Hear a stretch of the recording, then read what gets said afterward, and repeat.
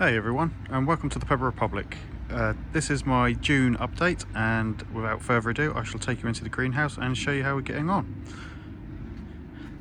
As you can see at first glance, the most obvious things in here is I have a load of these little DIY tea bag things that you stick on your plants and basically isolating the flowers. This is so I can have true seeds for next year, so that they're not going to be cross-pollinated and it won't end up as hybrids. Also in here we have, as you can see, we have marigolds in here to attract the hoverflies. There have been hoverflies hovering around in here, as well as a few other beneficial bugs. I've had a few parasitic wasps in here, which is nice. As of yet I've had no aphids in here at all, so fingers crossed that will continue to be the case. But it's good to know that I've actually got a few buddies flying around in here to help me out if that's the case. Anyway, without further ado, I shall move you on and start talking about my chilies. So here we have my Hallows Eve. You can see it's grown a little bit bigger since last time. So yeah, lots of new growth in here, as you can see. I'll zoom right in. All this is lovely new growth here, which is great. All the older leaves down the bottom here are starting to look a little bit tired, a little bit shabby now, but I'm not overly fussed. Say all the new growth coming through here is kind of offsetting all of that, so I don't mind the older leaves getting a little bit old and weathered. It was probably a little bit too bright in here, to be fair, and next year I'll probably add some sunscreen netting in here just to reduce the light a little bit to stop any sort of sun scorch. But the plant itself is growing quite nicely.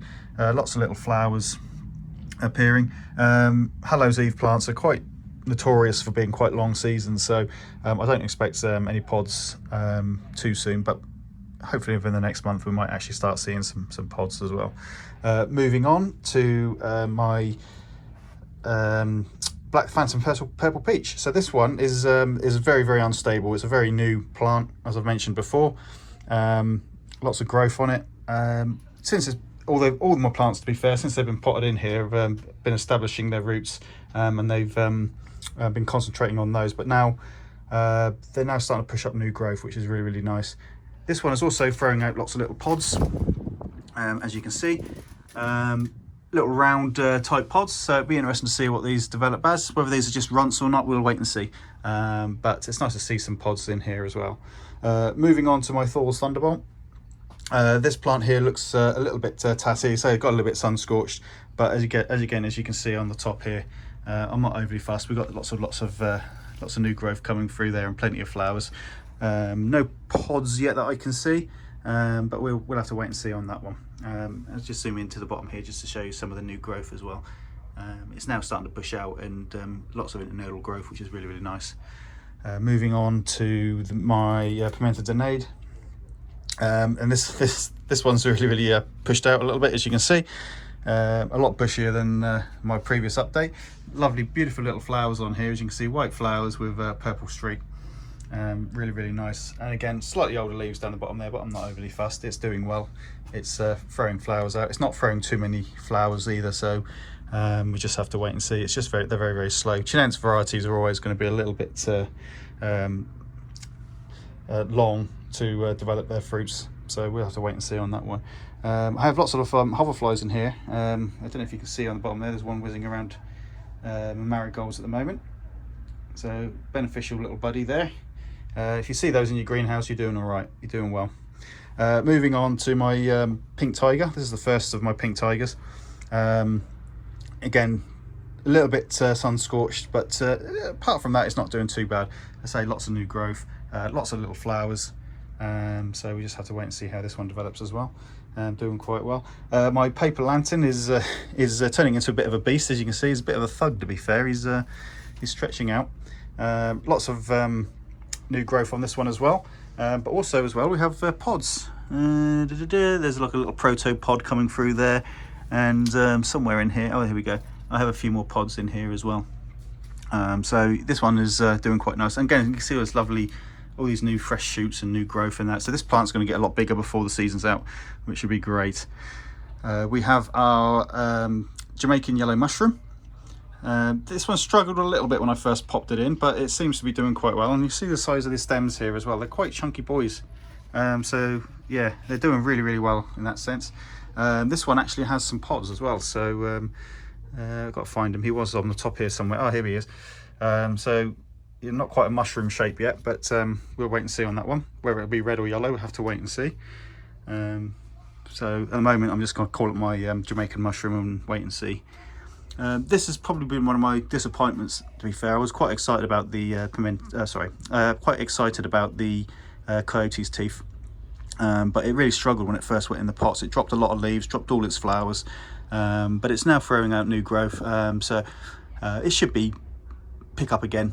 This plant is it's supposed to be an early cropper and quite prolific, so even though it had been a bit of a knockback, I'm sure we're going to get plenty of fruits before the end of the season is out.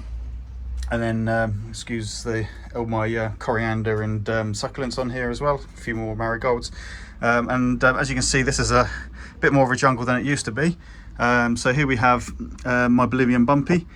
This was a bit of a mutant really initially. It was quite bobbly leaves, not particularly good looking plant, but it's probably the most prolific at the moment now. Tons and tons of flowers, as you can see, lots of little fruit hanging from it. So yeah, it should be good to see that, and say lots of new growth, which is really, really nice to see. These pots, they hold about these pots hold about 3 litres, so I'm having to fill these up probably once a week. The quad grows I haven't had to fill up so much. I think I only filled them up once since popping with plants in there. Moving on, this is the other pink tiger, doing a little bit better than the other one. Maybe not so sun scorched, I don't know, but again, really old leaves here. But again, as you can see in there, lots of lovely new growth. So fingers crossed that they're going to throw out some more fruit before the season's out, and hopefully we'll get a few pods saved, which would be nice. Now in the background there, I'll jump in the back here, is my fish pepper. These are like stripy pods when they start to ripen, so we'll wait and see how these ones go. Doing quite well, as you can see. Running out a bit of space at the back here, but if anything, it's probably done them a bit of favour with having a little bit of extra shade, which is pretty good. Moving on to the front here, we have my Bangalore pipit's tail.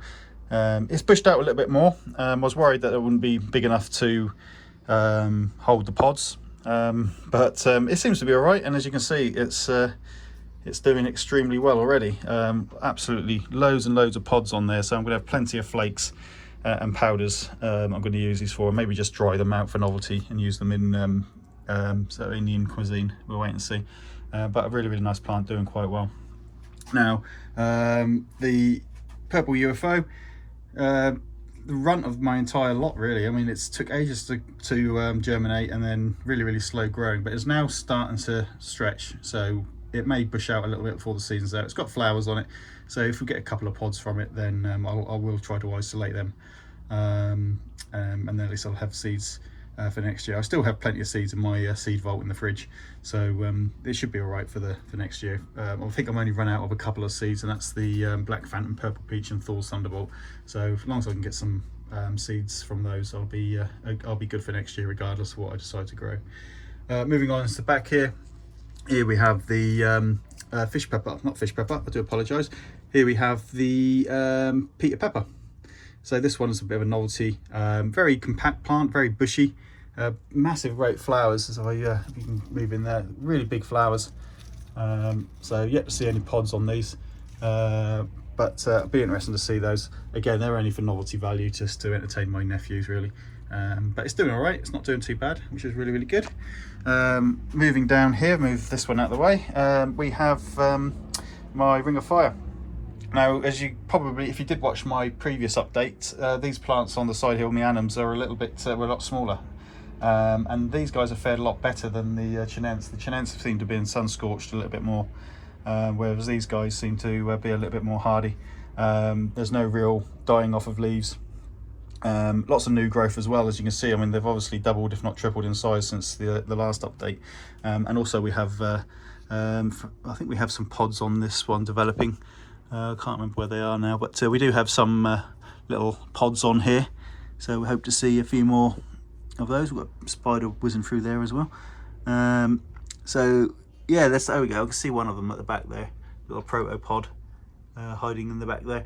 Yeah, so this one's doubled in size and it's throwing out loads and loads of flowers, and these are supposed to be quite prolific plants, so it'll be interesting to see how many pods we get from this one. I am going to be updating my own database just to see how many pods, when the first dry pods, etc., just to see viability for worth growing in future seasons. Now moving on to the beast, as I like to call him. This is my long slim cayenne. He was a gangly little fellow initially, and yeah, he's tripled in size, as you can see. He's a monster. Really quite pretty plant, very slender, very lovely, typical annum leaves there, nice and pointy, and as you can see, loads and loads of pods. Again, a very thin-walled cayenne type pepper, so this will be again used for either drying out or powders or flakes. I may make some rubs out of these guys actually and do some like Jamaican jerks and things like that, so it'll be quite interesting to see. But I'm doing really well. I'm really chuffed with that one. Moving on to my Bacchitums. And you can see the Bacchitums are very different to the annums and the Chinense. Chinense have really round leaves, as you may have seen a second ago, and obviously the annums have quite long, thin, pointy leaves. So the Bacchitums always seem to be somewhere in between.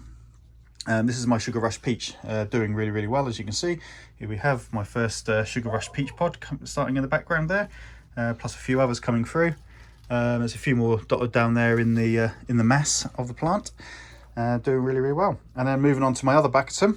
This is my Ahi pineapple. Not as many leaves. Sorry, not many leaves. Yeah, well, yeah, it's got the same amount of leaves, but it's not as many flowers at the moment. But as you can see, lots of new growth. It's almost tomato-like in its vigorousness and its growth pattern, to be fair. We do have pods coming through on that as well. So yeah, it'd be good to see that one coming through. Doing really well. Lots of new growth as before. Moving on to my Fruitisons, which is my Mozambique Piri Piri, which I got from Chilli Chump. Quite a small compact plant. It's now starting to throw lots of flowers out, which is nice. I can't remember if I've actually got any pods developing on this yet. I think there might be one in there that's starting to develop inside the little flower there.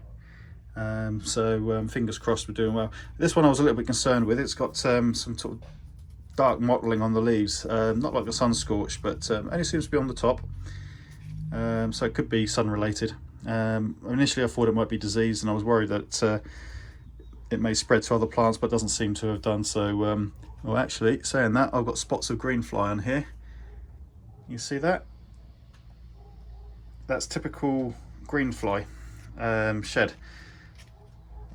And so if you look under the leaves, let's have a look. I can't see any. I think we might have been lucky, and I think the hoverflies have been doing their job. I'll have a closer look in a bit, but yeah, if you see this kind of sort of shiny stickiness on your leaves with little white flecks, then it's usually the molts from greenfly and the honeydew that they excrete. So if you see that, have a good look at your plants, and again there's a few dropping from that, so usually they drop directly down. Oh, there we go. So we've got a few there. You see those? Hopefully the hoverflies will see them, and get those. I'll give them a spraying a little bit with soapy water, and that should help. But we'll see how we go on that one. And then we've got yeah, so the Moz Piri Piri I was a little bit concerned with. It doesn't seem to be spreading, and it's not really hindering the plant any at all, so I'm letting that one go, see what happens. Then moving on to arguably the prettiest plant in here is the Count Dracula, and you can see beautiful new growth on there. Lots of flowers, beautiful purple flowers, really stunning flowers, as you can see, really pretty. And then down here you can see some pods starting to develop, and these do lovely bright red pods, which looks really good. So yeah, keep an eye on that one. That should be pretty good next time you have a look. Onto my Super Chilli, another compact little plant that throws loads of chilies out. As you can see, the chilies have been a little bit sun scorched. As you can see, they're a little bit sort of they darken up, they get a bit too much sun. So it's a good indicator that next year I will need to put some netting on, just to tone things down a little bit. But lots of plants, lots of pods, as you can see. So yeah, not doing too bad on that one at all. So, and last but not least, we'll move on to the Serrano. And again, this was the tiniest little plant, as I said before, when it germinated, and I did wonder how it would cope. But so as you can see, beautiful new growth coming in here since it's stretched its roots out, and we have a pod there, so all good. So that's pretty much the greenhouse. What I'll do now is I'll quickly show you my few plants that I have inside on mini hydroponics. So this is the Kratky system. I have 3 plants in here. I have the Kangstar White Tie, Kangstar Lemon Starburst, and Jelly Bean. All Chinense, oh sorry, 2 Chinense varieties, which are the Lemon Starburst and the Jelly Bean, and the White Tie being an annum. As you can see, lots of nice growth. I haven't had to top these guys. They've kind of sort of got to that sort of height and decided that's where they're going to be. Lots of flowers developing on this one, which is good because these are the only flowers in here on this one. So I know that these few flowers, if they turn into pods, I can isolate them and they'll automatically be nice lemon starbursts seeds, genuine seeds for next season. I'm planning to give a few away to friends and Facebook colleagues. So I'm a member of a few groups on that. So yeah, fingers crossed that'll just bulk up my collection and spread the love. The Jelly Bean had a bit of a aphid infestation a couple of times actually. I've had to give them a bit of a rinse down with water outside and a bit of soapy water just to keep on top of it, and squishing any that I see. And that seems to keep them on top of it. So just keep an eye on your plants and then see if any appear, and if you do, just take action like I will do with the one in the greenhouse. The White Tie is developing flowers as well, which should be quite cool. But the whole point of my Kratky system is for cross-pollinating and doing hybrids. This is just the setup for this year, just to see how I get on with them and see how I go. Before the end of the season, I'll be taking pollen and hopefully I'll start crossing some plants, which should be quite nice. But anyway, that about sums it up. Thank you very much for tuning in, and tune in next time for my next update. So until then, happy growing, and I'll see you next time.